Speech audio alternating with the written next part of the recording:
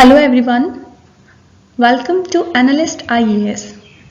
So this is the fourth episode of important history question discussion series for UPSC Prelims 2022. So let's start the video. So question number 1 is, with reference to Mughal India, what are the difference or differences between Zagirdar and Zamindar? Number 1.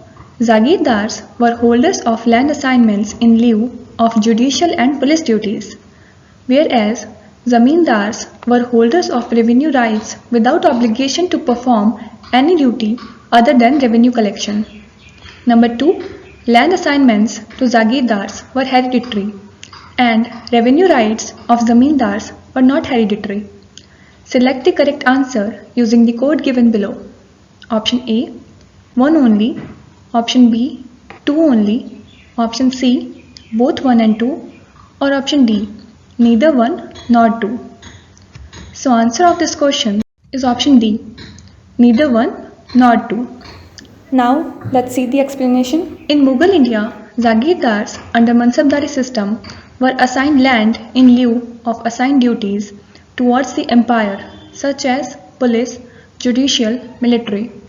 Zamindars, too, apart from revenue collecting duties, had to render military duties and perform khidmat, such as rendering soldiers to fill the ranks of royal army at times of need and offer gifts at the royal court. And Zagirdars were frequently transferred as promotion and demotion was a regular part of empire, as loyalties towards emperor were largely dependent on the rank of the Jagir or Mansab held by a noble.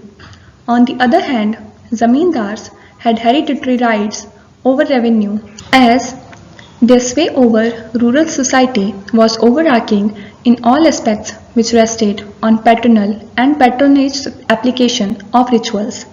Now let's move to the next question. So question number 2 is, with reference to land reforms in independent India, which of the following statements is correct?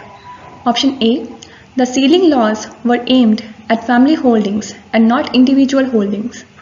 The major aim of land reforms was providing agricultural land to all the landless. Option C, it resulted in cultivation of cash crops as a predominant form of cultivation. Option D, land reforms permitted no exemptions to the ceiling limits. So answer of this question is option B. The major aim of land reforms was providing agricultural land to all the landless. Now let's see the explanation.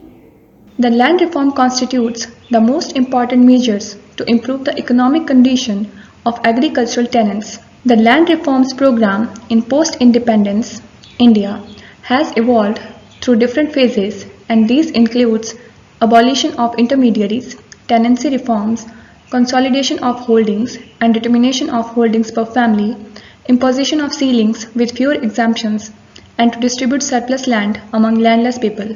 Hence, option B is correct. Now let's move to the next question.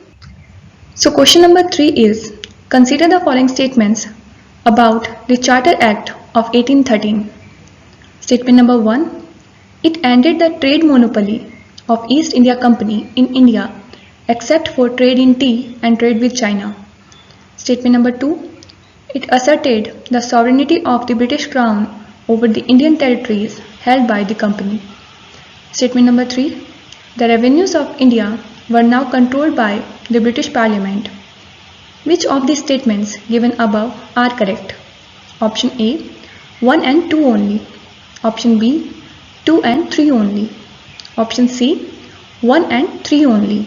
Or option D, 1, 2 and 3. So answer of this question is option A. Statement number 1 and 2 are correct. Now let's see the explanation. The Charter Act of 1813 ended trade monopoly of East India Company in India except for trade in tea and trade with China. Further, it also asserted sovereignty of British Crown over the Indian territories held by company. However, the company was to retain the possession of territories and revenues for 20 years more without prejudice to British Crown. So question number 4 is, with reference to Swadeshi movement consider the following statements. Statement number 1. It contributed to the revival of the indigenous artisan crafts and industries. Statement number 2. The National Council of Education was established as a part of Swadeshi movement. Which of the statements given above are correct? Option A, 1 only. Option B, 2 only. Option C, both 1 and 2. Or option D, neither 1 nor 2. So answer of this question is option C. Both 1 and 2 statement are correct. Now let's see the explanation. Swadeshi movement had its genesis in opposition to the partition of Bengal in 1905. It emphasized on self-reliance, thus contributing to revival of indigenous artisans' craft and industries.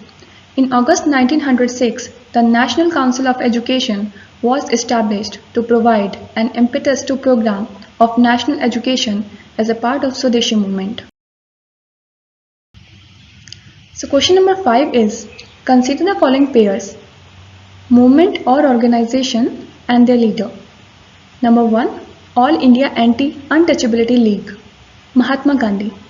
Number 2, All India Kisan Sabha, Swami Sahajanand Saraswati. Number 3, Self-Respect Movement, Naikar, E.V. Ramaswamy. Which of the pairs given above are correctly matched? Option A, 1 only. Option B, 1 and 2 only. Option C, 2 and 3 only. Or option D, 1, 2 and 3. So answer of this question is option D, 1, 2 and 3. Now let's see the explanation. Mahatma Gandhi set up All India Anti-Untouchability League in 1932, which later transformed into Harijan Sevak Sangh. All India Kisan Sabha was founded by Swami Sahajanand Saraswati in 1936 to spearhead peasants' movements in colonial India. E.V. Ramaswamy Naikar started self-respect movement against untouchability in 1925. So question number 6 is, which one of the following is not a Harappan site?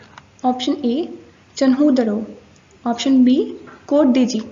Option C, Sogora. Or option D, Desalpur. So answer of this question is option C, Sogora. Now let's see the explanation. Kot Diji, that is now in Pakistan, was an early Harappan site. Chanhudaro, Pakistan, and Desalpur in Gujarat are mature Harappan sites. So question number 7 is, in which of the following relief sculpture inscriptions in Rani Ashoka, King Ashoka mentioned along with the stone portrait of Ashoka? Option A, Kanganhalli. Option B, Sanchi. Option C, Shehbazgari. Or option D, Sogora. So answer of this question is option A, Kanganhalli. Now let's see the explanation. Kanganhalli in Karnataka is the site with an inscription in Brahmi script reading Rani Ashoka and a sculpture of King Ashoka. Now let's move to the next question. So question number 8 is, consider the following. Number 1, deification of the Buddha. Number 2, treading the path of Bodhisattvas. Number 3, image worship and rituals. Which of the above are the feature or features of Mahayana Buddhism? Option A, 1 only. Option B, 1 and 2 only. Option C, 2 and 3 only. Or option D, 1, 2 and 3. So answer of this question is option D, 1, 2 and 3. Now let's see the explanation. Mahayana Buddhism promoted devotional support, deification of Buddha, icon worship and rituals, and treading path of Bodhisattvas. Now let's move to the next question. So question number 9 is, with reference to forced labor, Vishti, in India during the Gupta period, which one of the following statements is correct? Option A, it was considered a source of income for the state, a sort of tax paid by the people. Option B, it was totally absent in the Madhya Pradesh and Kathiawar regions of the Gupta Empire. Option C, the forced laborer was entitled to weekly wages. Option D, the eldest son of the laborer was sent as the forced laborer. So answer of this question. Is option A. It was considered a source of income for the state, a sort of tax paid by the people. Now let's see the explanation. Vishti was considered as a source of income for the state, a sort of tax paid by people. Now let's move to the next question. So question number 10 is, building Kalyan Mandapas was a notable feature in the temple construction in the kingdom of option A. Chalukya, option B. Chandel, option C. Rashtrakuta, or option D. Vijayanagara. So answer of this question, option D. Vijayanagara. Now let's see the explanation. In the Vittal temple of Hampi, pavilions or mandapas that were meant to celebrate the marriages of deities were known as Kalyan Mandapa. So that's all for today. We'll meet you soon with the next episode of the series. Stay connected. Thank you.